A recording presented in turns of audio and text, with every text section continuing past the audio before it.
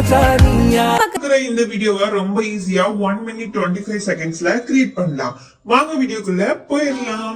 First பாத்தீங்க அப்படின்னா நம்ம போட்டோஸ் வந்து ஆட் பண்ணிக்கலாம். வேணுங்கிற போட்டோ ஆட் பண்ணிட்டு ரெக்டாங்கிள் ஷேப் ஆட் பண்ணி இந்த மாதிரி கொண்டு வந்து செட் பண்ணிக்கோங்க. 2 லேயர்ஸ் ஆட் பண்ணி குரூப்பா ரெண்டாவது இருக்கிறத கிளிக் பண்ணீங்கன்னா கட் ஆயிடும். நெக்ஸ்ட் ஒரு எஃபெக்ட் ஆட் பண்ணிட்டு ஃபர்தர் கொடுத்துட்டீங்க அப்படின்னா இந்த மாதிரி காமிக்கும். அதோட கலரை பிளாக் கலர்ல சேஞ்ச் பண்ணிக்கோங்க. ஸோ ஸ்கிரீன்ல இந்த மாதிரி கிடைச்சிருச்சு. நெக்ஸ்ட் ஆட் எஃபெக்ட் போயிட்டு பட்டர்ஃபிளை வீடியோ ஆட் பண்ணிக்கோங்க. அதுக்கு ஆட் எஃபெக்ட் போயிட்டு குரோமா கீழ பிளாக் கலர்ல செட் பண்ணி மேல கொண்டு வந்து வச்சுக்கோங்க. அதுக்கு ஷேடோஸ் வந்து ஆன் பண்ணிக்கோங்க. சோ இந்த மாதிரி கிடைச்சிருச்சு. நெக்ஸ்ட் வந்து நம்ம டெக்ஸ்ட் எஃபெக்ட் தான் கொடுக்க போறோம்.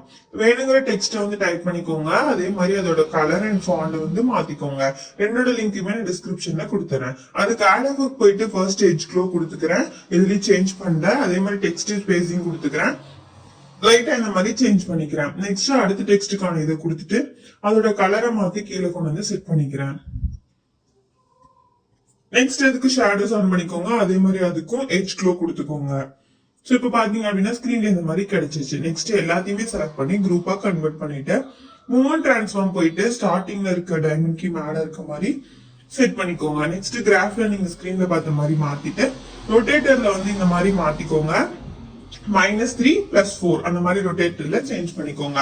சோ இப்ப டூப்ளிகேட் போட்டு இந்த மாதிரி கிரியேட் பண்ணிக்கோங்க. நெக்ஸ்ட் போட்டோஸ் மாத்தி வீடியோ பத்தி